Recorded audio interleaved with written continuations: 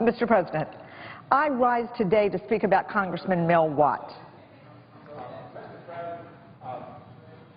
An inquiry. Under the UC, well, we're going to divide 30 minutes per side, and was that the intent of the unanimous consent request I made earlier?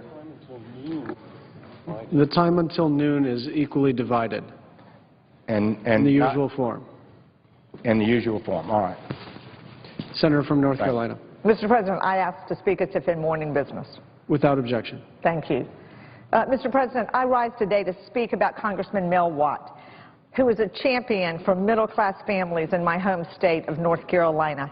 And Mel Watt is the President's nominee to be the next director of our Federal Housing Finance Agency. Congressman Watt is a true North Carolinian. He was born in North Carolina. He attended the University of North Carolina at Chapel Hill, and he has spent much of his distinguished career working for the people of North Carolina. Congressman Watt is an outstanding choice to lead the Federal Housing Finance Agency. Over his 20 years on the House Financial Services and Judiciary Committees, Congressman Watt has been a steadfast advocate for affordable housing in North Carolina and across the country. He has worked tirelessly to protect families from predatory and deceptive lending practices. And he's been willing to work across the aisle to find common ground on issues that promote economic opportunity for the middle class. Well before the housing crisis, Congressman Watt raised concerns that predatory lending prices were harming consumers and putting our housing market at risk. He was instrumental in enacting Dodd-Frank and in supporting its anti-predatory lending provisions. And he will be a tremendous asset to our housing market and economy moving forward. In a letter to the Senate this week, 54 community and advocacy organizations called for Congressman Watt's confirmation, saying, let me quote, "Representative Watt has the depth to grasp the problems that plague Fannie Mae and Freddie Mac and has the skills to work with everyone involved to get the housing market back on track." I agree. I was proud to join my North Carolina colleague, Senator Richard Burr, in introducing Congressman Watt at his confirmation hearing earlier this year.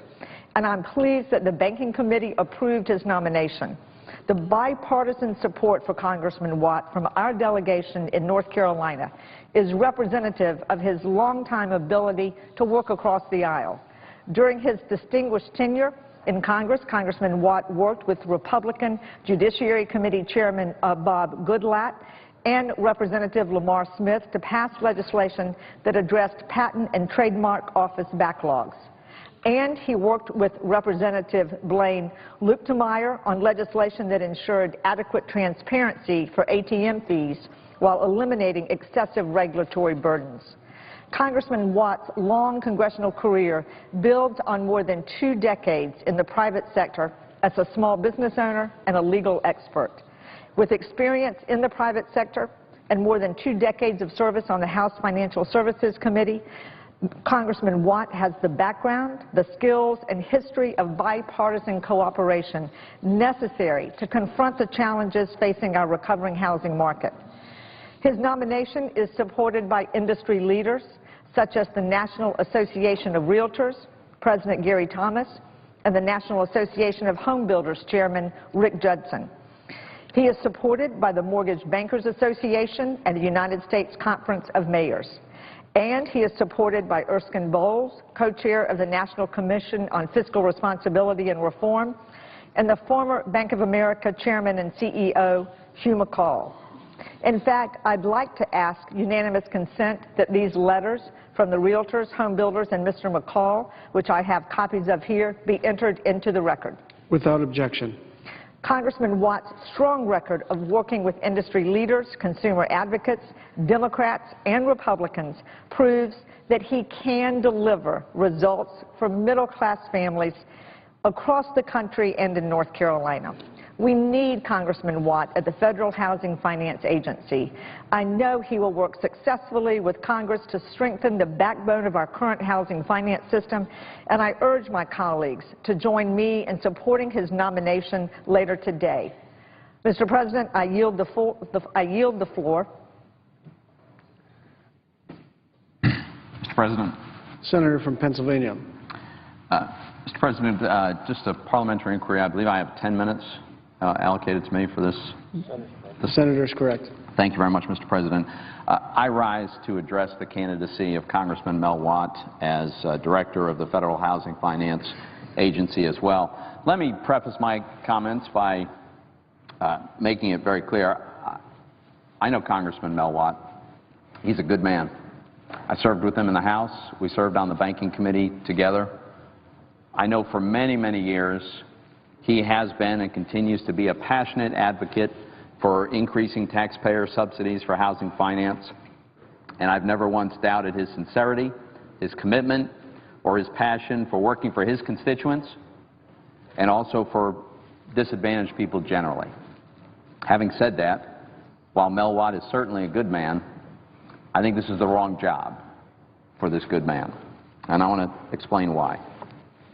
I think it's useful to first consider the massive size of the institutions that the Federal Housing Finance Agency, the FHFA, regulates. Fannie Mae, Freddie Mac, the federal home loan banks combined are enormous. Fannie and Freddie together hold 48% of all the outstanding mortgages in the United States of America. Last year, they guaranteed almost 80% of all the new mortgages that were issued. Combined, Fannie and Freddie have assets that are nearly $5.2 trillion. This is much larger than the Federal Reserve, which has just made itself into an enormous institution.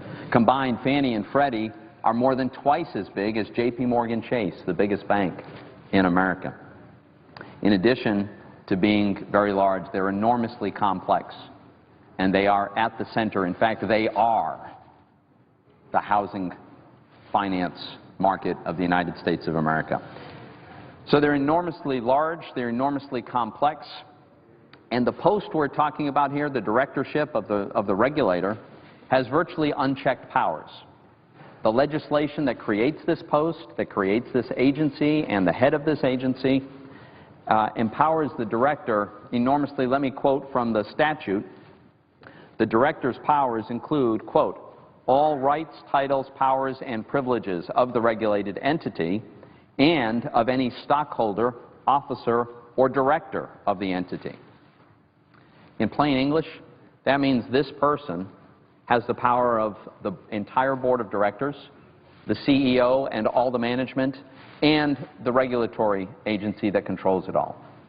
There is no parallel in our country for an institution where so much power is concentrated in one person. In addition, there's no congressional oversight. The FHFA does not depend on Congress for appropriations. It gets its money from fees from the entities that it regulates. So Congress has no control, no authority once a person is confirmed in this post. And they're confirmed for a 5-year term and can only be removed for cause. So it's unchecked power on an enormous scale. Now, precisely because of the unchecked power over these enormously large, important, powerful, and complex institutions, precisely for that reason, the statute stipulates very clearly that the person holding this post has to be someone who is technically competent because of their own history, because they've been a practitioner in this field. The legislation demands that, and for good reason. Specifically, the law insists that the director shall have, and I'm quoting, shall have demonstrated understanding of the financial management or oversight and a demonstrated understanding of capital markets, including the mortgage securities markets and housing finance, end quote. So we're not talking about being automatically qualified by virtue of being a member of Congress. One needs to be a practitioner. I'll give you one quick example why of many. Central to the management of the enormous complexity of these institutions is the use of complex derivatives which manage the interest rate risk inherent to these portfolios. Fannie and Freddie are the world's biggest users of derivatives for this risk management purpose. Understanding how these works, the risks that are inherent in them, and how it affects the broader capital markets is absolutely essential. And yet in December of 2011, Mel Watt said this, and I quote, Congressman Watt, "For all of the last term of Congress, I sat in the Financial Services Committee, and a lot of these arguments that I'm hearing today are the same arguments that I heard about derivatives. Well, I didn't know a damn thing about derivatives. I'm still not sure that I do." Mr. President, derivatives are central to the management of these institutions. There's another reason why this statute insists on an experienced practitioner and a technocrat rather than a politician, and that is because pursuing a political agenda at these institutions is enormously dangerous. Look at the damage that it did the last time. Congressman Watt was an advocate for all of the policies that helped to drive Fannie and Freddie into the conservatorship that cost taxpayers so much money. He supported lower capital standards, lower down payments, lower underwriting standards, loan forgiveness. He was opposed to tougher regulations even when it was becoming clear that these institutions were on a downward spiral and soon would need a massive bailout. Unfortunately, Congressman Watt still supports these policies. And if he were confirmed as the director with all of these powers, he could unilaterally reinstitute these policies. Now, fortunately, at the moment, we have a director who understands his obligation to the taxpayer precludes these misguided policies. I am deeply concerned that if confirmed, Congressman Watt would reverse that practice and reinstitute some of these very, very damaging and dangerous policies. So, Mr. President, for these reasons and for, I would say, in respect and in honoring the clear language of the statute, we have an obligation to not confirm Congressman Mel Watt. And while I think I know he's a very good man, I think he's the wrong person for this job. And so I would urge my colleagues to vote no on cloture later today, and I yield the floor.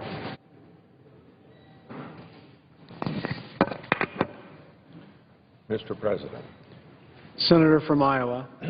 I rise in opposition to the motion to invoke cloture on nominees to the D.C. Circuit. I'm somewhat disappointed that the Senate majority wants to turn to a very controversial nomination next rather than to continue on a path of cooperative confirmation or other important Senate business. It seems to me that scheduling such a controversial vote in the closing weeks of this session of Congress is designed simply to heat up the partisanship of judicial nominations. My opposition is based on a number of factors. First, an objective review of the court's workload makes clear that the workload simply doesn't justify adding additional judges, particularly when additional judgeships cost approximately $1 million every year per judge. Second, given that the caseload doesn't justify additional judges, you have to ask why the President would push so hard to fill these seats. It appears clear that the President wishes to add additional judges to this court in order to change judicial outcomes. Third, the court is currently comprised of 4 active judges appointed by a Republican president and 4 active judges appointed by a Democrat president. There is no reason to upset the current makeup of the court, particularly when the reason for doing so appears to be ideologically driven. I'll start by providing my colleagues a little bit of history regarding this particular seat on the D.C. Circuit. It may come as a surprise to some, but this seat has been vacant for over 8 years. It became vacant September 2005 when John Roberts was elevated to Chief Justice. In June of 2006, President Bush nominated an eminently qualified individual for this seat, Peter Keisler. Mr. Keisler was widely lauded as a consensus bipartisan nominee. His distinguished record of public service included acting Attorney General. Despite his broad bipartisan support and qualifications, Mr. Keisler waited 918 days for a committee vote. Vote never happened. When he was nominated, Democrats objected to even holding a hearing for the nominee based upon concerns about the workload of the D.C. Circuit. First, I'd like to remind my colleagues that in 2006, Democrats argued that the D.C. Circuit caseload was so light to justify confirming any additional judges to the bench. Since that time, you know what happened? The caseload has continued to decrease. In terms of raw numbers, the D.C. Circuit has the lowest number of total appeals filed annually among all the circuit courts of appeal. In 2005, that number was 1,379. Last year, 1,193, a decrease of 13.5%. There are a lot of different ways to look at these numbers, but perhaps the best numbers to examine is the workload per active judge. The caseload has decreased so much since 2005 that even with 2 fewer active judges, the filing levels per active judge are practically the same. In 2005, with 10 active judges, the court had 138 appeals filed per active judge. Today, with only 8 active judges, it has 149. This makes the D.C. Circuit caseload levels the lowest in the nation and less than half the national average. It has been suggested that there are other circuits, namely the 8th and the 10th, that have lighter caseloads than the D.C. Circuit, and that's inaccurate. The D.C. Circuit has fewer cases filed and fewer cases terminated than either the 8th or the 10th Circuit. Cases filed and cases terminated measure the amount of appeals coming into the courts and being resolved. Now, some of my colleagues have been arguing that the 8th and the 10th Circuit are similar to the D.C. Circuit based upon the comparison of pending cases. But cases pending does not measure how many cases are being added and removed from the docket. When looking at how many cases are added or filed per active judge, the D.C. Circuit is lowest with 149. It's nowhere near the 8th Circuit, 280, and the 10th Circuit, 217. When looking at the number of cases being terminated by each court, the D.C. Circuit is once again the lowest at 149. Again, the 8th Circuit and the 10th Circuit courts are much higher at 269, 218. Now, let me mention one other important point about pending appeals and the statistics that my colleagues use. Several of my colleagues said on the floor just yesterday that in 2005 there were only 121 pending appeals per active judge. Now, that number seems a little odd to me, so we looked into it a bit further, what the situation was in 2005. In order to arrive at that number, my colleagues appear to be taking the total appeals for 12 months ending June 30th, 2005, and dividing it not by 12, but by 11. As it turns out, there were 9 active judges for almost that entire 12-month period. Janice Rogers Brown was sworn in on June the 10th, 2005, and Judge Griffith was sworn in June 29th, 2005. As a result, during that 12-month period, there were 10 active judges for a total of only 19 days. There were 11 active judges in the D.C. Circuit for a grand total of 1 day. And just a few months later, in 2005, the court was back down to just 9 after Judge Roberts was elevated to the Supreme Court and Judge Edwards took senior status. This is how hard-pressed the other side is to refute what everyone knows to be true. The caseload of the D.C. Circuit is lower now than it was back in 2005. In order to have a statistic that appears that supports their judgment, the other side is claiming there were 11 active judges for that 12-month period when that claim was true for only a total of 1 day. The bottom line is this: the objective data clearly indicates the D.C. Circuit caseload is very low and that the court does not need additional active judges. And that is especially true if you use the standard that Senate Democrats established when they blocked Mr. Keisler. In addition to the raw numbers, in order to get a first-hand account, several months ago I invited the current judges of that court to provide candid assessment of caseload. What they said shouldn't surprise anyone who has looked at the issue closely. The judges themselves confirmed that the workload on the D.C. Circuit is exceptionally low, stating, quote, the court does not need additional judges, and, quote, if more judges were added now, there wouldn't be enough work to go around, end of quote. Those are powerful statements from the sitting judges in that circuit. Given these concerns, it's difficult to see why we would be moving forward with additional nominations, especially in a time when we're operating under budget constraints. Unfortunately, the justification for moving forward with additional D.C. Circuit nominees appeared to be a desire and an intent to stack the court in order to determine the outcome of cases this court hears. It is clear that the President wants to fill this court with ideological allies for the purposes of reversing certain policy outcomes. This is not just my view. It has been overtly stated as an objective of this administration. So I would quote along this line, Washington Post article, quote, giving liberals a greater say on the D.C. Circuit is important for Obama as he looks for ways to circumvent the Republican-led House and a polarized Senate on a number of policy fronts through executive order and other administrative procedures, end of quote.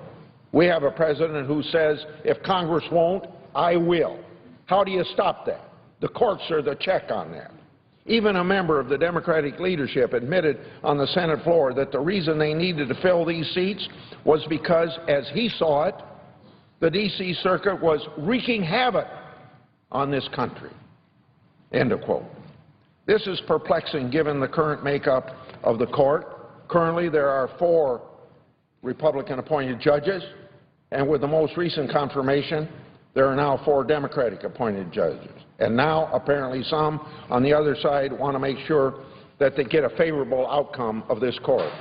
So I have concerns regarding filling seats on this court, which clearly has a very low caseload, and have greater concerns about this President's agenda to stack the court and upset the current makeup simply in order to obtain favorable judicial outcomes, because if Congress won't, I will.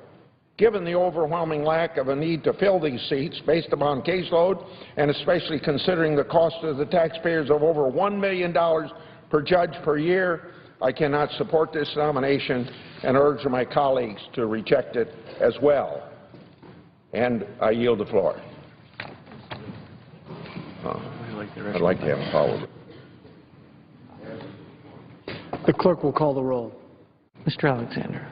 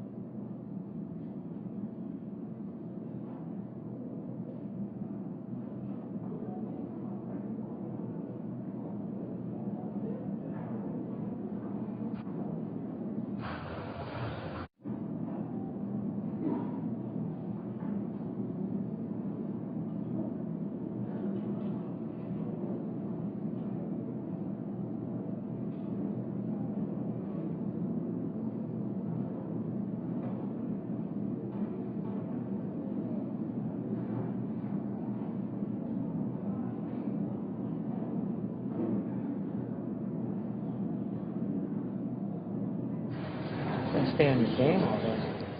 Yeah. Mr. President, Senator from Massachusetts.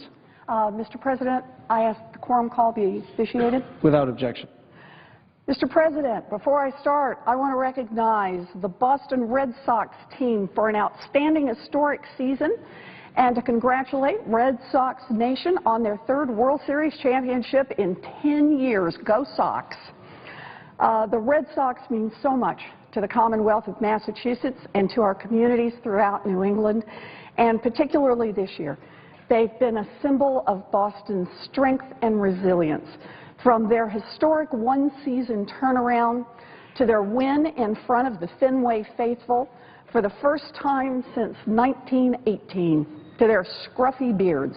This team will be remembered forever for its heart and for its success. Like all of us in Massachusetts, they have shown what it means to be Boston strong. I also want to congratulate the St. Louis Cardinals on their 97-win season and their extraordinary achievement, winning 4 pennants in 10 years. Really amazing. I'm honored every day to represent the people of Massachusetts and the values we stand for, and I'm especially proud to congratulate the Red Sox today.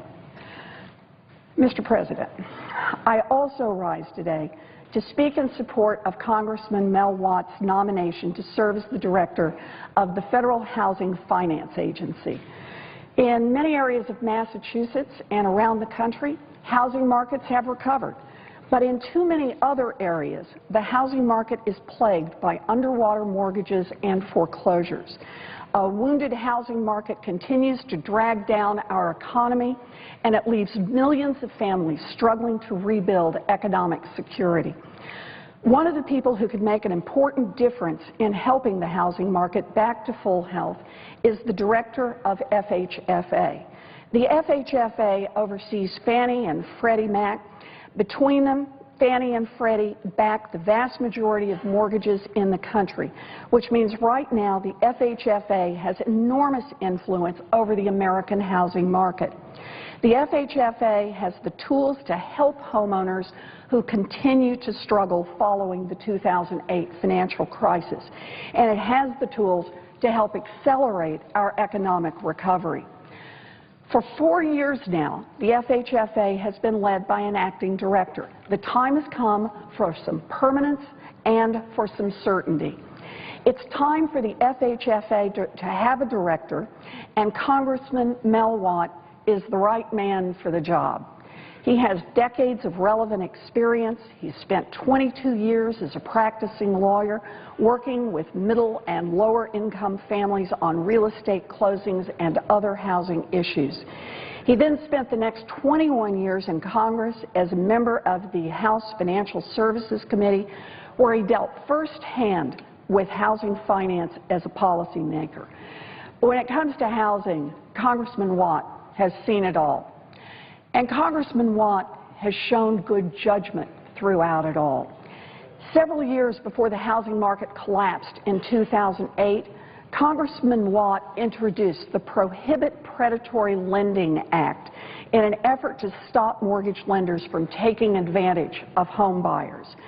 The act would have helped Congress address the underlying cause of the financial crisis by making it harder for lenders to push families toward mortgages they couldn't repay and too often didn't understand. After that crisis hit, Mel built on his earlier legislation to craft laws that reduced risky mortgage lending and gave homeowners additional protections. Congressman Watt has worked hard to level the playing fields for consumers, but he's no ideologue. I've worked with him for many years now, and I've seen firsthand that he is a thoughtful policymaker. He can see problems coming, and when he does, he seeks common ground and works hard to develop real solutions. As Congress looks at ways to fix Fannie and Freddie and steady the housing market, Congressman Watt's practical approach is exactly what the FHFA needs. The people who know him best, the senators from his home state of North Carolina, the business leaders from his congressional district in Charlotte, support his nomination without reservation. So what I want to know is this: why would anyone in Congress try to block Mel from receiving a simple up or down vote? Why wouldn't they want strong leadership in an agency that has been thrust into such a critical role in the economy? It just doesn't make sense, not to the people who know Mel and not to the people who want to put this economy back on track. Mel's work will help restore the housing market, help lift the economy, and most of all, help strengthen America's families. It's time for obstruction's sake to end, and it's time for the Senate to move forward with an up or down vote to confirm Congressman Watt so that he can get to work at the FHFA serving the American people. Mr. President, I suggest the absence of a quorum. The clerk will call the roll. Mr. Alexander.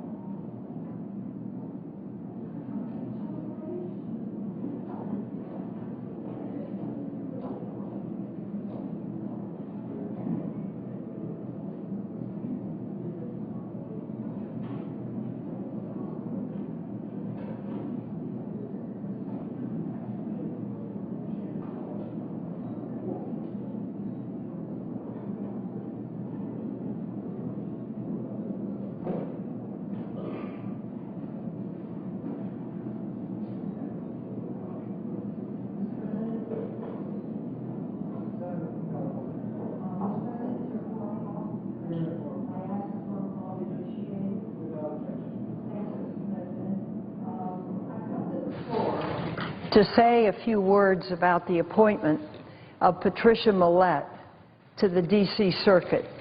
Now, the D.C. Circuit is an 11-member appellate court that hears some of the greatest and most serious administrative appeals in this country. Most of them are complicated, somewhat convoluted, and they do take a serious expertise. The court is 11 members. It currently has 8 members. 3 of the 8 are women, and there are 3 vacancies on the court. And Patricia Millett has been nominated by the President to fill one of those vacancies. What's interesting about this debate is that no one questions her qualifications or her temperament. She graduated summa cum laude from the University of Illinois in '85 and magna cum laude from Harvard Law School in 1988. Even Senator Cruz of Texas has pointed out how superbly qualified she is. And yet, there is a good chance that the votes are not here to allow us to proceed to a vote on her qualifications and therefore confirm the nomination. Let me go back into some of her qualifications. She clerked for Judge Thomas Tang on the Ninth Circuit in Phoenix. She worked in the Solicitor General's office for 11 years, in the Justice Department's Civil Appellate Section for 4 years. She leads the Supreme Court and appellate practice at the law firm Aiken Gump. She has argued 32 cases in the Supreme Court itself, placing her in the top 10 of all attorneys from 2000 to 2012. She has also argued dozens of cases in other appellate courts. She is known as a superb appellate lawyer. She is known as someone with sterling qualifications, and she's received the unanimous rating of well qualified from the Bar Association. She's received numerous awards from the Department of Justice, strong support across the aisle, including from all 3 Solicitors General who served in the Bush administration. She's not just an outstanding lawyer, she's also an exceptional person with a work ethic, a morality, and a history of faithful service that is truly admirable. She's the mother of 2 children, David and Elizabeth. She's earned a black belt in Taekwondo after taking classes with her husband and her children. I'm not sure how important that is, but I assume she's physically very fit. But she is a military spouse. Her husband, Bob, who is here, served in the Navy and the Naval Reserves until his retirement in 2012. And he was deployed to Kuwait in 2004. Anyone who has read the Stars and Stripes article on her cannot but look at this woman and say she is the model American woman. And yet, we may not even get to be able to vote on her today. During that time, so many thousands of military spouses, Patricia was also one, who shouldered the burden of parenting while her husband was overseas. So she understands the sacrifices military families make to keep our country safe. Patty did the job of 2 parents while Bob was away. And during Bob's 9-month deployment to Kuwait, she was still working at the Solicitor General's office and handling a heavy Supreme Court caseload. Now that's pretty special if you really think about what it means. She argued 1 Supreme Court and briefed 5 more while juggling her solo parenting duties. According to this article, Tim Goldstein, a distinguished appellate practitioner and the founder of the popular SCOTUS blog website, says that, and I quote, "Through it all, he never saw her complain about these sacrifices for her country," end quote. She has also made a long-time commitment to work on behalf of the homeless.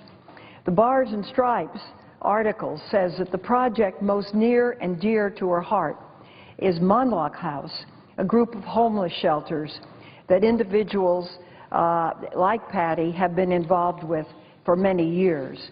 She coordinates fruit and vegetable deliveries to make sure the shelters have fresh produce. Judge Thomas Ambrose of the Third Circuit Court of Appeals said it best. Patty is really a good human being. And as everyone knows, she's in the first rank of appellate practitioners in this country. She combines talent, hard work, judgment, focus.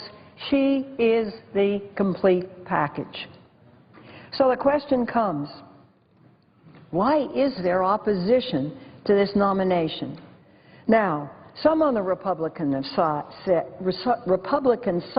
have said the D.C. Circuit, which today has 8 judges and 3 vacancies, doesn't need any new judges. They say President Obama is trying to pack the court. I disagree.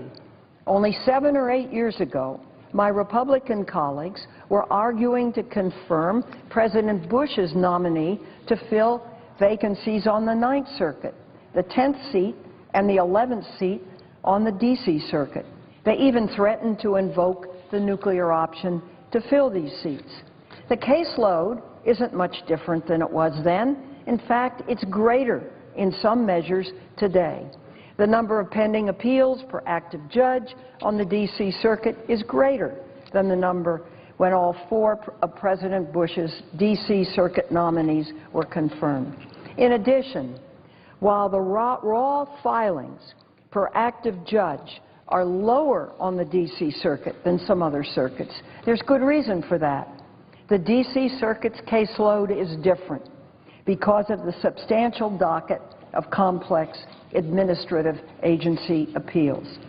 I supported 2 of President Bush's D.C. Circuit nominees, John Roberts and Thomas Griffith. And I supported cloture on a 3rd, Brett Kavanaugh. I supported other controversial Bush Circuit Court nominees, sometime to the chagrin on my own side. I did so because I believe those nominees were qualified and could be fair. And I believe very deeply that the judiciary is too important to play partisan games with it. And that's exactly what's going on here.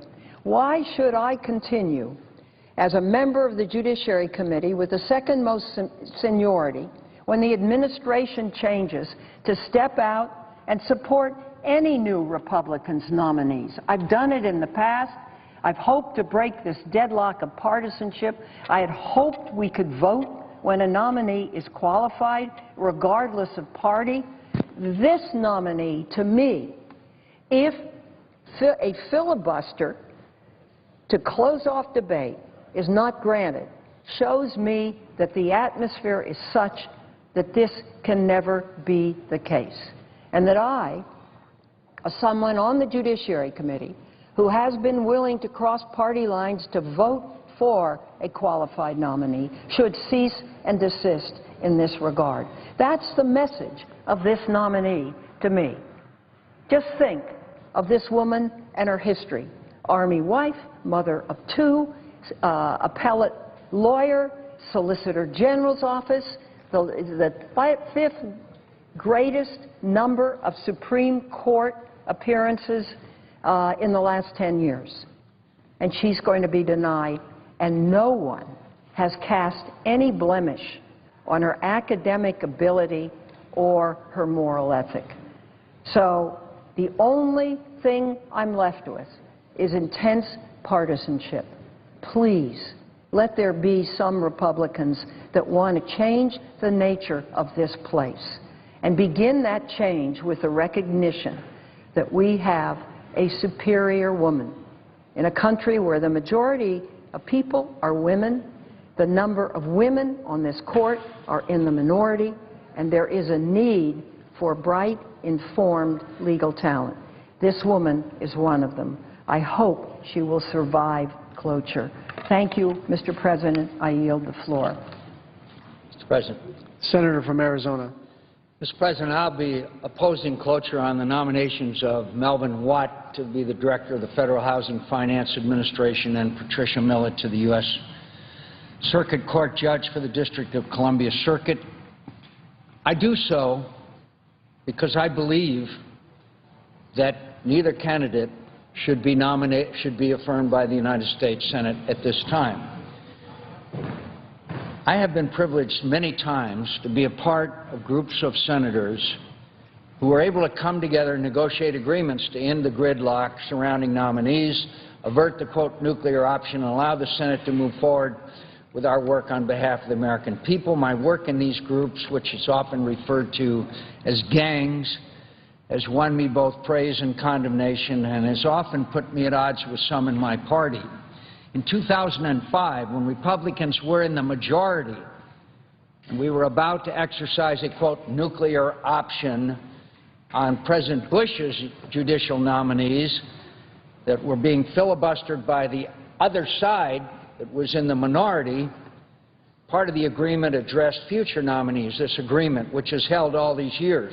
And I quote from the agreement, "Signatories will exercise their responsibilities under the advice and consent clause of the United States Constitution in good faith. Nominees should only be filibustered under extraordinary circumstances, and each signatory must use his or her own discretion and judgment in determining whether such circumstances exist. As to both the nominees we are considering today, I find, and it is my judgment as a United States Senator, that extraordinary conditions exist.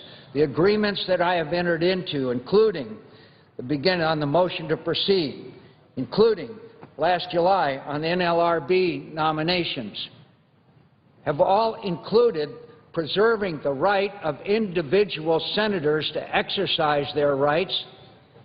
And if we go to the nuclear option, which I understand some of my colleagues are now frustrated to the point where they'd like to, meaning that 51 votes will now determine either nominees or other rules of the Senate, we will destroy the very fabric of the United States Senate, and that is that it requires a larger than numerical majority in order to govern.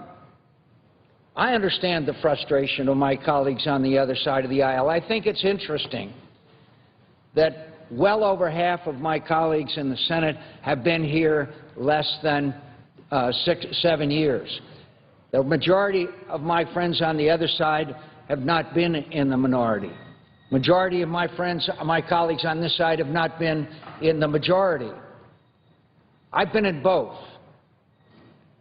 And I've watched when this side was in majority out of frustration that we wanted to curtail the 60-vote criteria and go to 51 because we were frustrated over the appointment of judges. That was back in 2005. I watched my colleagues on the other side want to go to 51 votes because of their frustration over the motion to proceed. I've watched and understand the frustration the majority feels because they feel their obligation to make this body function efficiently. The truth is that this body does not function efficiently, nor was it particularly designed to. Now, is there more gridlock than there used to be? In many respects, yes. And I believe, with all my heart, that what we just did to the American people in the shutdown of the government may motivate colleagues of mine on this side as well as the other side not to do this kind of stuff again. Our approval rating with the American people is sunk to all-time lows, and they're going to see another expression of gridlock when we take these votes today. But the cure is going to have repercussions for generations to come in this body. There is no reason to have a House and Senate if we go to simple 51-vote rule in this body, and my colleagues should understand it. And someday, this side of the aisle will be in the majority, and this side of the aisle will feel frustration as we did when we were in the majority because of blockage from the other side of the aisle. I urge patience on the part of the majority leader. I urge patience on the part of my colleagues on the other side of the aisle, and most of all, I urge the kind of comedy between leadership on both sides and individuals on both sides. I see the senator from Virginia here, one who has been one of those who has worked very hard to engender that in this body. But can't we work some of these things out without having a showdown every time on this floor? This dispute won't affect the American people. What we just did in the shutdown certainly injured the lives and well-being of millions of innocent Americans. Well, maybe we've learned from that. But I urge my colleagues to understand that the votes that are being taken on these two issues are in keeping with the agreement that I joined 13 of my colleagues, Republican and Democrat, back in 2005 that states signatories, those that made that agreement, will exercise their responsibilities under the advice and consent clause of the United States Constitution in good faith. In good faith. I am acting with my vote in good faith. I see my friend, the majority leader on the floor of the Senate, and I hope he understands that this action is being taken in good faith. But I also understand the frustration that my friend, the majority leader, feels.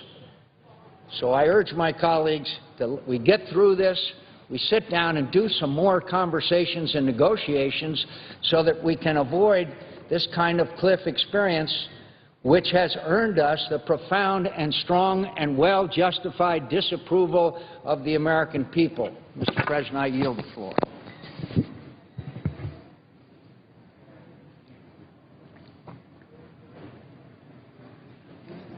Just very briefly responding. Majority Leader. My friend from Arizona. I have worked with the senior senator from Arizona on many things over these many years that we've been in Congress together. And I heard what he said, and I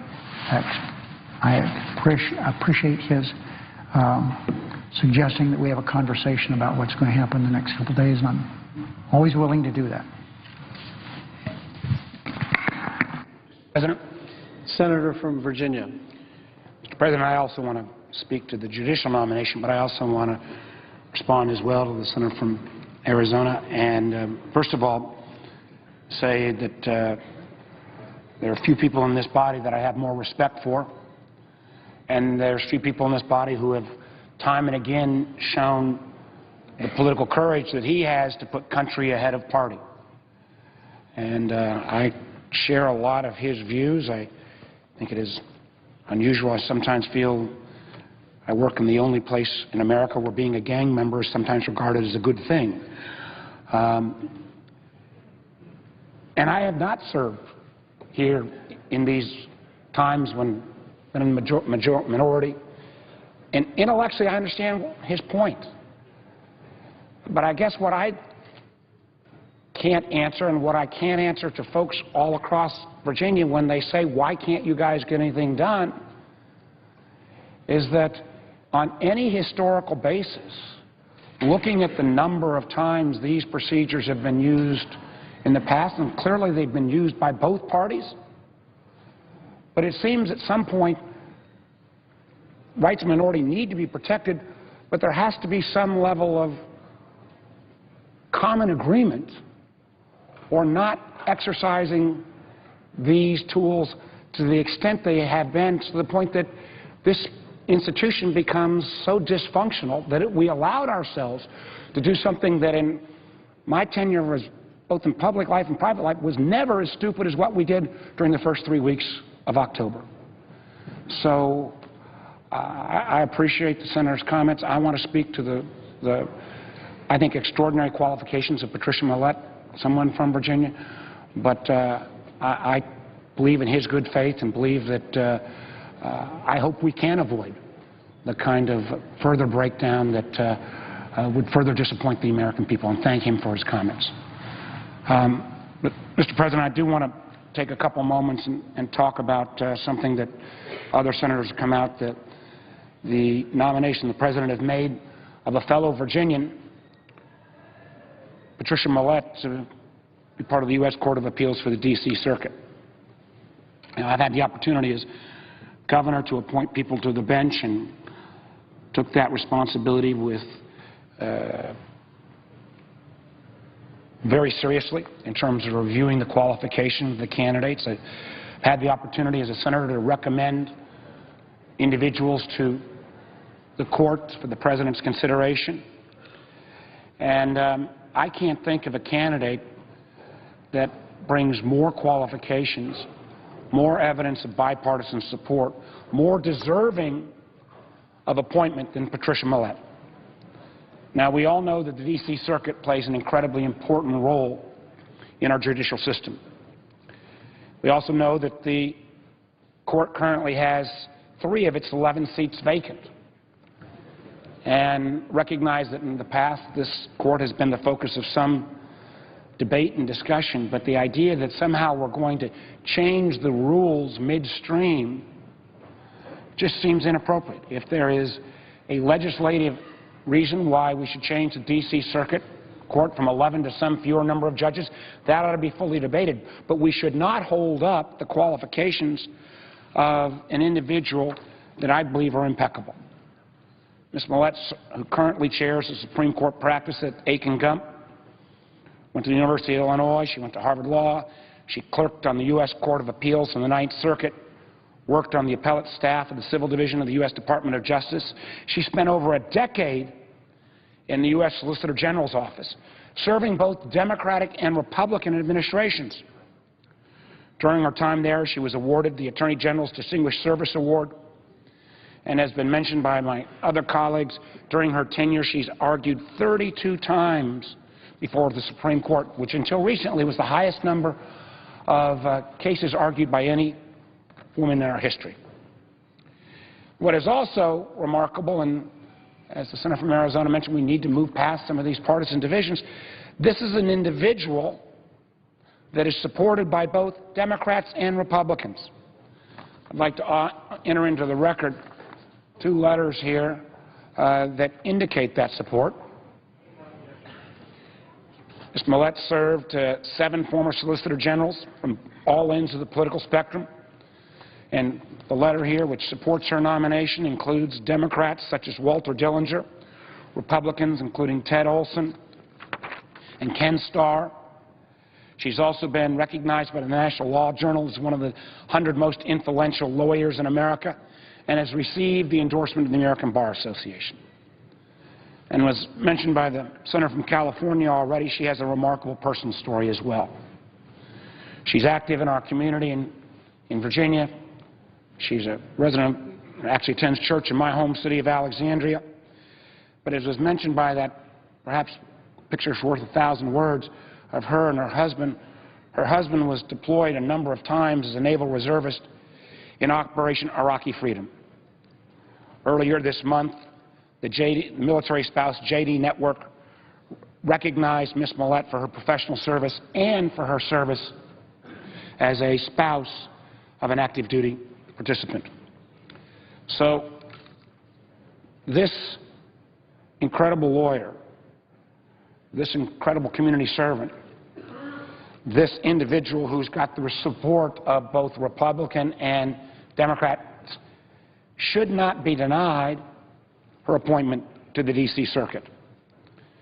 Again, I've not been here when we were in the minority, but as has been mentioned time and again, when John Roberts who's now obviously our Supreme Court Chief Justice, was nominated for the D.C. Circuit, he was confirmed unanimously, even though many Democrats did not share his judicial views, but they viewed that his qualifications were impeccable. I've heard constantly the same from my colleagues on the other side, that this is not a question of Ms. Millett's qualifications. Why should this individual be denied her appropriate representation on the D.C. Court of Appeals? So I would hope, my colleagues, we can avoid the kind of further threats and counter-threats. Let's vote this individual based upon her qualifications. On any indication of qualifications, Patricia Millett is ably qualified, uniquely qualified to serve on the D.C. Circuit Court of Appeals, and I urge my colleagues to vote for her confirmation. That, Mr. President, Madam President, I yield the floor. Mr. President, the Majority Leader. in just a few minutes, we're going to have the good fortune of welcoming a fine young man to be the next senator from the state of New Jersey. I trust that serving in the United States Senate will be among the most rewarding experiences of his life, and he's had many of them. I urge my fellow senators, Democrats and Republicans, to get to know this good man. I feel so elated that he's going to be here. I, of course, love Frank Lautenberg. We served together for all those many years. But we're going to find Cory Booker is going to be a great asset to this nation and to the Senate. He's had a tough time the last few months. His parents moved to Las Vegas in early August. And as things happen in life, his dad was stricken with a very, very violent stroke. And his aunt lives there, his mom's sister. She's a retired dentist from California. And I was there because of August recess, and I had the good fortune of meeting all three of them. His dad, of course, was not able to communicate, and sadly he died not too long after that. But it was right before his election was completed. It was very difficult for Senator-elect Booker going to Nevada, campaign going with all the national publicity that he had in that election. But he, during this time of fire, did extremely well. Very proud of him. He had a demanding year, no doubt, with all the things he was doing with his mayoralty, deciding to run for the Senate. But he had, as I've indicated, traveled to Nevada on various occasions to visit with his family and to be support for them. This quality that he has, that it was so apparent so early on, his love of family and dedication to his parents, now especially his mom, who's going to be here today, was so apparent. He's not only a devoted son, but a brilliant scholar and a dedicated public servant. When we think about this man's academic record, Stanford undergraduate, senior class president at Stanford, and that fine institution also allowed him to study more there. He became He got a master's degree in sociology, which has served him well in the work that he's done. Could we have order in the Senate, please? The Senate will be in order. Thank you, Madam President. The Majority Leader. His having this advanced degree in sociology has helped him in his work with the people of the state of New Jersey and the city of Newark. With him, one Stanford degree wasn't enough. He got 2. And then if that wasn't enough, which it wasn't, he was chosen to be a Rhodes Scholar and then got another advanced degree at Oxford. And if that wasn't enough, he went to Yale Law School. This is quite a record, Madam President. Now, he's been a city councilman and mayor for more than a decade. He's lived with his constituents and kept in touch with them like no mayor I've ever come in contact with. I mean, we're so fortunate to have him here. He stayed in touch with his constituents because he has been with them in the inner city of Newark. I commend him for his dedicated service to the people of New Jersey and the people of Newark. Part of his job was to highlight the difficulties of working poor families, and he did that and did it very well. He's done everything he can to highlight to everyone that would listen to him and watch him, to indicate to Newark residents, many of them are struggling to know where their next meal will come from. He, at a time in the history of this country where we have so many people who are needing so much, where the rich are getting richer and the poor are getting poorer and the middle class being squeezed, we're very, very fortunate to have this good man in the United States Senate. I'm confident he'll treasure his memories in this historic legislative body, and he'll serve his state and our nation with distinction. Note the absence of quorum. The clerk will call the roll. Mr. Alexander.